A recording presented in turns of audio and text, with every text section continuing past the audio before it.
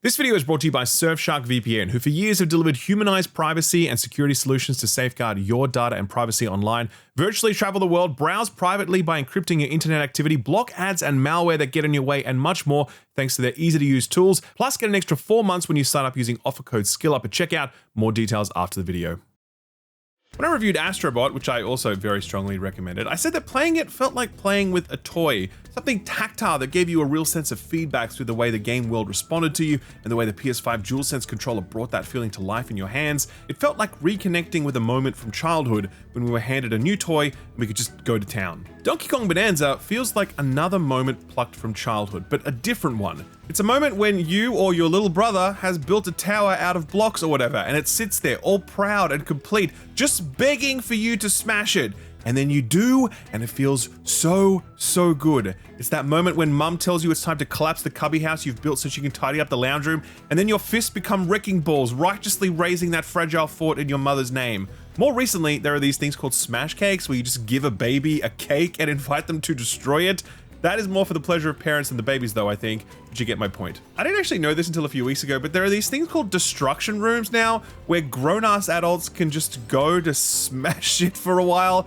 I think it's an anger management thing, I'm not sure. Personally, I don't have those sorts of anger management issues to work through, but I will freely admit that it would be fun as hell to walk into a room and smash everything I see. Of course, I can't do that without paying for it, either with money or by going to jail, so I'm more than happy to settle for Donkey Kong Bananza. There is a lot to say about why this game is so unbelievably good, but the beating heart of Donkey Kong Bananza is one simple thing, and I cannot stress it enough.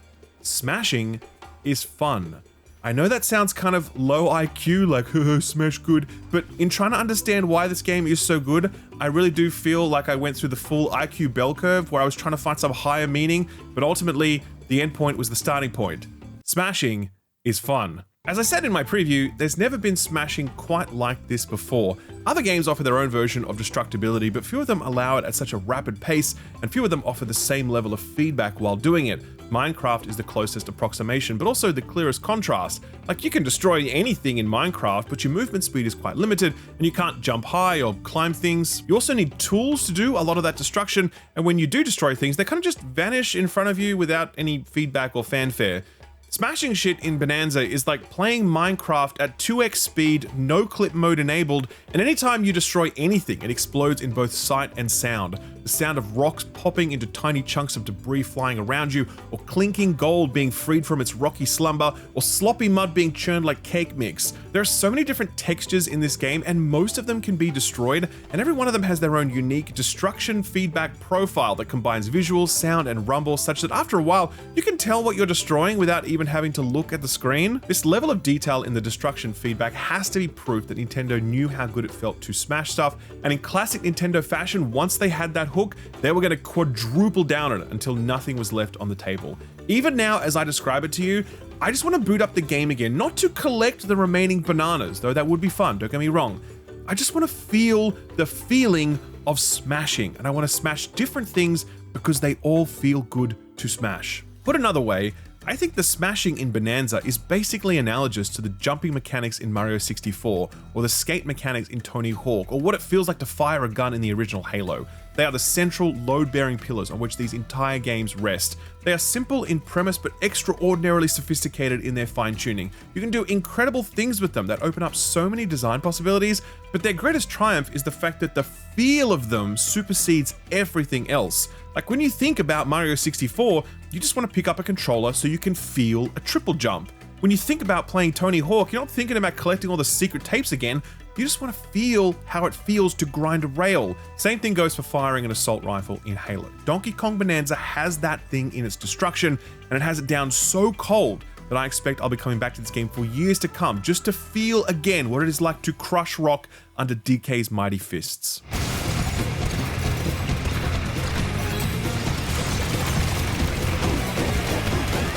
In my preview, I said that Donkey Kong Bananza was weird, and that remains true, but it wasn't until I could play more of this game that I could appreciate just how weird it is.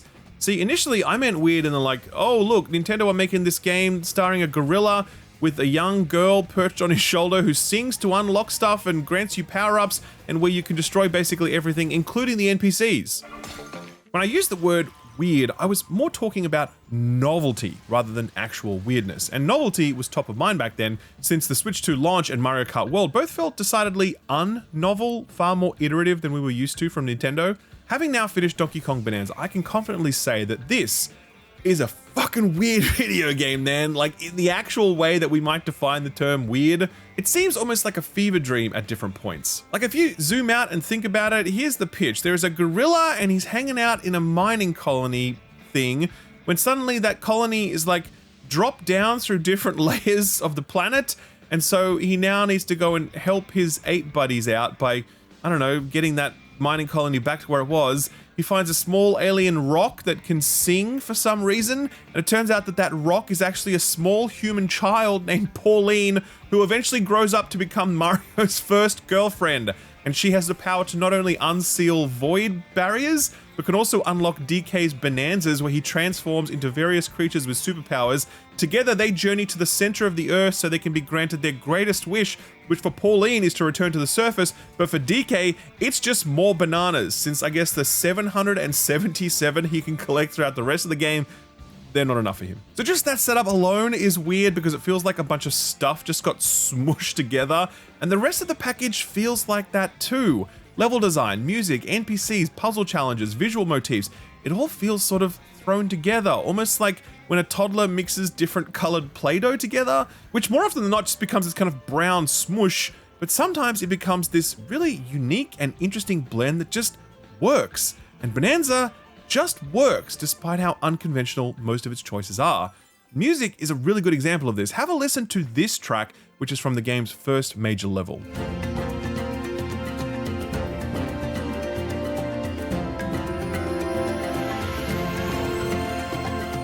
Okay, cool. It's nice, it's boppy, it's very Donkey Kong. This is exactly what we'd expect to hear when we boot up a game with a giant ape on the box. Now, listen to this.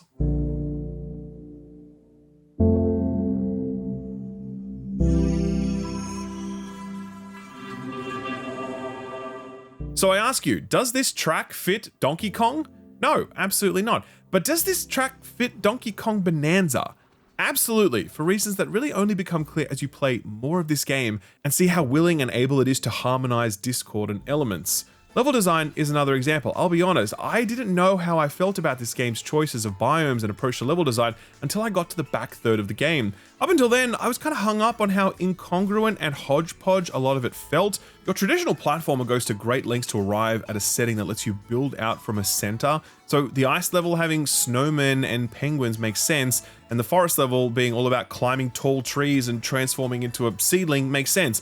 But Donkey Kong Bonanza is like, what if the ice level was also the fire level? And what if the forest level was also the poison swamp level? What if one of the levels was just a racetrack where you ride a rhinoceros who eats terrain to fill a gauge that lets you instantly create giant rainbow ramps that also give you a speed boost? Sure, why not? Experiencing all of this, at first I was like, oh, I think Nintendo were just throwing stuff at the wall to see what sticks, brackets pejorative. But by the end I was like, I think Nintendo are just throwing stuff at the wall to see what sticks, brackets complimentary. For decades now, we've seen these sorts of games refine an approach to level design that asks how many times can you fold a level design setting or conceit in and on itself so that it's always delivering something fresh and new without getting too far away from that setting or conceit. Donkey Kong Bonanza is the most brazenly designed 3D platformer I can think of, in the sense that it just says, fuck that, I'm gonna do whatever I feel. And somehow it works every single time. It is so unconstrained by the traditional approach to 3D platform level and visual design that even when you arrive at a level and start to get a sense of what it's about, you still have no idea what that level will eventually end up being. Spoiler alert, it's almost always going to be something really weird. Having said all of that, part of this madness and unpredictability is the willingness to also pick up that old rulebook and be like, oh yeah, we know these rules because we wrote them. You want some of that stuff too? Here, take this. And you get the amusement park / kitchen level that is one of the greatest 3D platform levels I've ever played. It is incredible. It is that classically inspired mix of setting and music and level design and puzzle mechanics.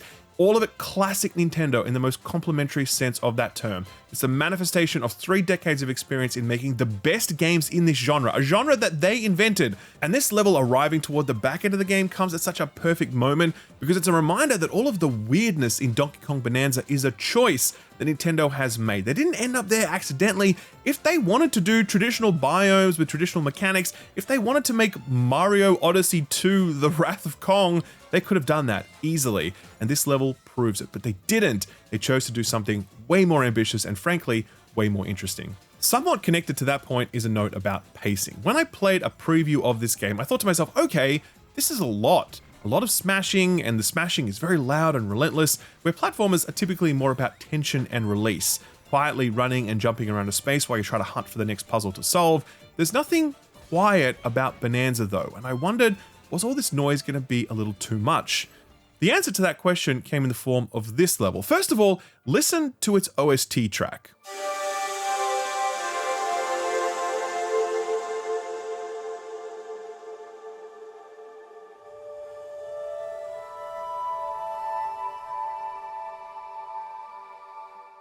As you can hear, there's a lot of space in this track, and it mirrors the space in this level. This is essentially a big field, and while you're still smashing through many parts of it, don't get me wrong, there's less smashing and more turf surfing and more travel time between destinations, and it's just more relaxed. This is the second major level in the game, and it's Nintendo clearly telegraphing that this game has more than one speed. There are multiple other levels in this game that make the same statement. They always come after you've just finished a big multi-stage layer where you've gained new abilities and collected hundreds of things and fought big bosses. They come in the moments when you need a breather. And again, platformers don't typically do this. They typically have just one speed.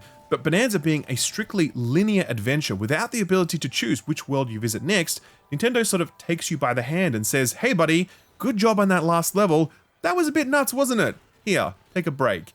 And these moments are always incredibly welcome when they arrive. Somewhat related to pacing is a whole discussion about how backloaded this game is. Okay, so I played the preview and I was like, hey, this is great, I'm excited for this. I then played up to what I thought was nearing the end of the game, and I went on the Friends Per Second podcast and I was like, this rules, absolutely love this. Turns out I was only like halfway through the game at that point, and the back half of this game is absolutely unbelievable. Like, it is astounding how much Nintendo held in reserve as they doled this experience out. Again, platformers in general have a pretty straight line when it comes to how good their levels are. Later levels might be more complex than other ones, but they're not necessarily better. Here, the levels at the back end are just straight up better, and they don't stop getting better until the final boss encounter, which again, I won't spoil, so don't worry. But man, Nintendo really had something to say with Bananza, and they were totally unafraid to serve you some crowd-pleasing appetizers before wheeling out like a three-hatted main course. One of the things that makes this final act so impressive is that it's a culmination of the weirdness that has come before it, while also introducing entirely new weirdness. When you reach the planet core and you see the level design and you experience the level mechanics and you watch all the story surprises unfold, Bananza finds a new gear that just isn't present in other Nintendo games. It's almost, and I know this is going to sound totally ridiculous, but it almost has like a Nolan-esque quality to it when you're in like a dream inside a dream, or you're trapped in that fourth dimension, or time is flowing backward and forward at the same time. There's something surreal about Donkey Kong Bananza's third act, which sounds completely insane to say aloud, I know, but it's true. It's 100% true. Nintendo games are typically very archetypical affairs. They pull from established visual motifs and storytelling tropes, and they feel fairly safe. Zelda is a fairy tale. Mario is a children's storybook. Metroid is a sci-fi thriller. It makes sense that those games are what they are, and you can predict how they're going to end from pretty far out. It doesn't make sense that Donkey Kong Bananza ends up being the kind of game it ends up being. You look at this big goofy gorilla wearing a necktie, and you simply cannot place him in a game that ends the way that this game does. I wish I could be more specific, but I can't. I don't want to spoil it. But Nintendo are mad geniuses for what they have done here, and I don't envy the task of having to somehow top all of this with a mainline Mario game, because frankly, I just don't see where you take things from here.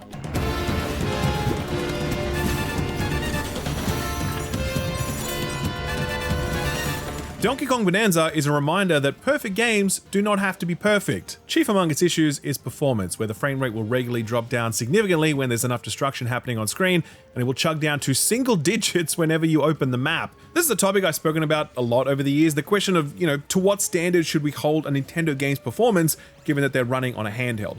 I've always held the view that context matters. This is not a traditional console. It's not a $5,000 gaming PC, it's a handheld that has its own screen and that powers the game, the rumble, the Wi-Fi, etc., all from a little rechargeable battery. In that context, I had no problem forgiving Tears of the Kingdom for its many frame drops, because it's a miracle that Nintendo could squeeze that game onto the Switch in the first place. I'm less sympathetic to performance issues in games like Echoes of Wisdom, which ran horribly despite the fact that it wasn't a particularly impressive looking game. Donkey Kong Bananza falls into that Tears of the Kingdom bucket. The story here is not, oh no, look at these frame drops. The story here is, holy hell, how did Nintendo get this game running on a handheld? The environmental destruction is nearly unlimited. You can terraform like 90% of what you see, and the load that must put on the Switch 2 hardware must be immense. Were this game less accomplished, were it less ambitious, were its voxel-based destruction technology less impressive, and were I playing this on a high-end PC or a PS5 Pro console, I might care that it has frame drops from time to time. But those things being what they are, I genuinely could not care less about frame drops in this video game, but your mileage may vary. The technical limitations imposed by the hardware do result in an important gameplay limitation though, and that's the fact that geometry doesn't exist within a reactive physics model. What that means is that if I punch out the bottom of something, the top of it will still remain floating in midair. Kind of a bummer, to be honest, as destruction physics would have added not only a new layer of immersion to your smashing, but it also would have opened up entirely new gameplay possibilities. And that's kind of my biggest disappointment with Donkey Kong Bananza, actually. Being able to reshape the terrain dynamically would naturally lend itself to a number of puzzles where you might redirect the flow of water or air or flowing lava or some lemmings-like race of creatures or whatever. And there's definitely some of that here, absolutely. There are a handful of puzzles where I'm asked to redirect the flow of something by altering the geometry, but there are precious few of these and they feel almost placeholder when compared to how robust many of the other game mechanics and puzzle designs are. I would have loved to have seen more physics-driven gameplay, and I hope that Nintendo are one day able to serve up a sequel to this where they can go down that path. What else? Yeah, the bosses. The bosses, they suck. They really do. A couple of them are okay. The final two bosses are actually fantastic. Basically, every other boss is not good at all. They're not frustrating or whatever. They're just incredibly easy and incredibly basic in their design. I'm not sure how we ended up with bosses this lackluster in a game this good, so again, this becomes stuff that Nintendo might want to address in a sequel. Overall difficulty is a funny one, since I know that at least a few people want their modern 3D platformers to offer some sort of stretch challenge. I think Astrobot did a fantastic job of this with its challenge levels and its DLC. Some of that shit was properly hard. Not impossible hard, mind you, but certainly tricky. Donkey Kong has a little bit of that going on here with some of its post-game level challenges, and some of the challenge portals can sometimes make you scratch your head for a little before figuring them out, but overall, it's a pretty easy game, and I would have liked to have seen Nintendo offer up some more stretch goals to really push hardcore 3D platformer fans.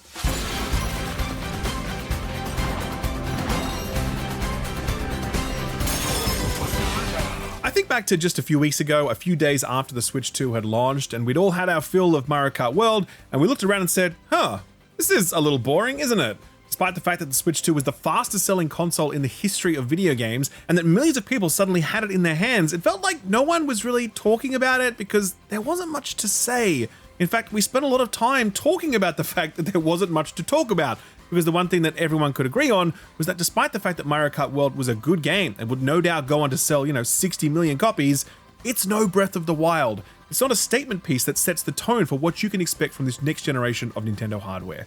The Switch 2 didn't have that, and that gap in its launch lineup made for a muted launch, despite the fact that the system sold absolutely gangbusters. I can't decide if Nintendo planned the arrival of Donkey Kong Bananza in this moment all along, or if it arrived there by accident owing to a delay in the game's development. Was it always their plan to have this arrive a month later, forcing everyone to buy Mario Kart and third-party offerings because there was nothing else to buy?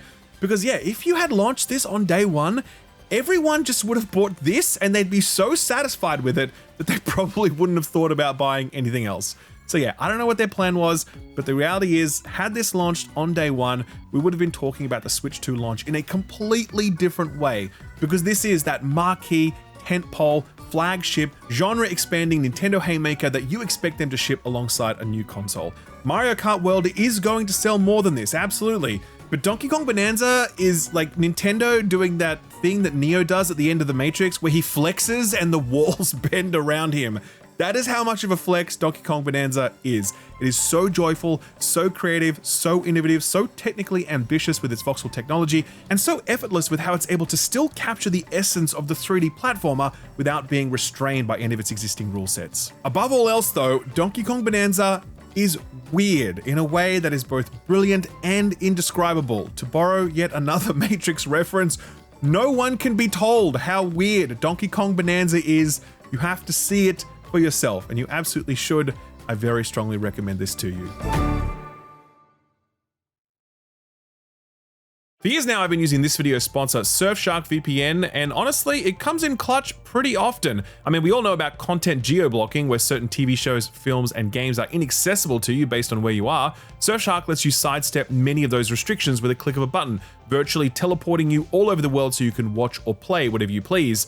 But there's also the online shopping angle too. I mean, regional pricing is a thing, and depending on what you're buying and where it's being shipped to, certain online retailers won't let you make purchases depending on where you're located. Again, Surfshark lets you quickly and easily get around many of those restrictions so you can buy what you like and get a good deal while doing it. Of course, there's also the security angle. Surfshark encrypts your data, making it safer to browse the web, and their dedicated antivirus or alert tools take security to a whole new level, protecting you from viruses or malware and notifying you if a large-scale hack occurs that may leave your data exposed. It's super convenient since Surfshark can be used on a range of devices from PCs to phones to tablets and more, and their intuitive user interface makes it so easy to use. Sometimes it's as little as one click and you're away. I love it. I would never not have it installed on all my devices, and if you want to check it out for yourself, you can visit surfshark.com/skillup, and if you use offer code SKILLUP at checkout, you'll get an extra 4 months when you sign up. A great deal for a great product. That's surfshark.com/skillup. Offer code SKILLUP at checkout for an extra 4 months. Thanks Surfshark for sponsoring the video, and thank you for watching it.